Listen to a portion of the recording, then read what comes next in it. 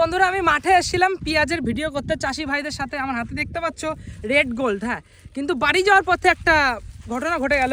পেঁয়াজটা রাখি। এই যে দেখতে পাচ্ছ একটা ফোন পড়ে রয়েছে মাঠের মধ্যে। হ্যাঁ, এটা মনে হচ্ছে কোনো চাষি ভাইয়েরই ফোন হবে। তো ফোনটা সুইচ অফ। আমি যেটা কল বা আমার এই ফোনে যে কল ঢুকবে, কলটা রিসিভ করে বলবো যে ফোনটা আমার কাছে রয়েছে, আমি বলতে পারছি না।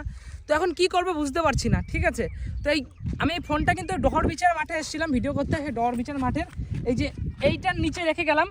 হ্যাঁ, যার সে যদি খুঁজে পায় তো ভালো, আর না হলে যদি কেউ ডহর বিচার হয়ে থাকো তো একটু তাকে বলে দিও যে যার ফোনটা সে যাতে অবশ্যই নিয়ে যায়।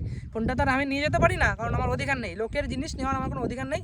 তো এটা ভাবছিলাম যে থানায় দেবো, কিন্তু এটুকু ফোনের জন্য থানায় দিতে হয়তো আরও বেশি সমস্যা হবে। সেই কারণে আমি জায়গায় রেখে দিলাম। সাইডে পড়েছিল, একটা সেফ জায়গায় রেখে দিলাম, যাতে কোনো চাষি ভাই পেয়ে যেই চাষি ভাইয়ের ফোন তাকে যাতে দিয়ে দিতে পারে। ধন্যবাদ বন্ধুরা।